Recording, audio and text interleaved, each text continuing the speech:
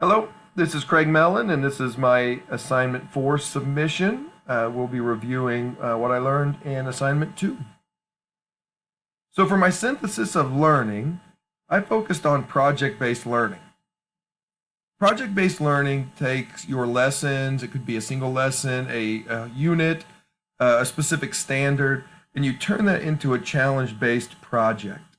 So you choose a focus and you choose a question, and that question gets turned into a challenge or a problem that you present the student with. You want to encourage real world problems. So this could create connections throughout your school, maybe in their families, maybe in their communities, or even across the world. But you want to have a real world connection to your challenge or problem to make the learning feel more important and more tied outside of school to the students. Project-based learning creates lots of opportunities for cross-curricular learning. It's very easy to create a project that combines multiple classes, multiple courses, and in fact, I feel personally that project-based learning almost leads to these kind of cross-curricular opportunities. It's almost easier, at least in my personal experience with my history class, to create a project that is cross-curricular instead of just focusing on history. My two main takeaways. Takeaway one is that project-based learning can be very effective. There's a lot of case studies and research that shows that when classes implement project-based learning, test scores go up. This isn't just in one subject area. This has been shown to be the case for many grade levels, many subject areas. But when project-based learning is implemented correctly and effectively, there's an increase in student learning. Real-world connections make that learning feel more important to the students, and they're able to work on additional skills. So this can be as basic as learning to work with a group, learning to meet a deadline. This could be even communicating with community leaders, so let's say a city council meeting or school board meeting. You could have digital connections where maybe the student is Skyping with another classroom or an expert across the world, and even making productions online or physical productions that you might not see in traditional learning.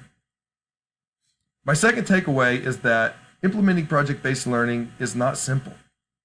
There's no one right way to do project-based learning, to do PBL. There's no plug and play model that exists that you can just fill in your content, fill in your coursework, and do this quickly. It takes work and it takes time for each individual teacher to figure out how this works for their students and in their classrooms. The majority of projects that a teacher will use, either they need to create themselves, or if they find a project that is published by somebody else or has been used by another teacher, they'll probably have to tweak that to fit their class. So it's not going to be as simple as finding a lesson and running through what somebody has already created. There's going to be a lot of creativity and a lot of work put in at the beginning by the teacher to plan the project out. And there's also a need for the students to have to learn how to do project-based learning, because this isn't only a change for teachers, this is also a change for students.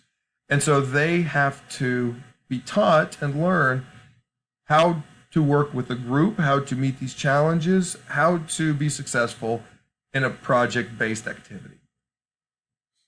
The collaboration on this project, I learned a lot from. I saw a lot of different learning strategies discussed and researched in my group.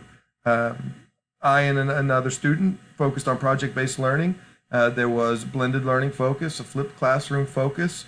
There was a focus on teaching strategies specific to a chemistry classroom. And so there was a ton of different strategies that I got to look through and learn about. Research exists to support all of these strategies. All of them can be effective. Now, there's positives and negatives to each. And so I think the thing I learned the most from our group collaboration was that a teacher has to find what works best for them in their situation. There's many types of teaching strategies a teacher can use. You just need to find what works for you. Thank you.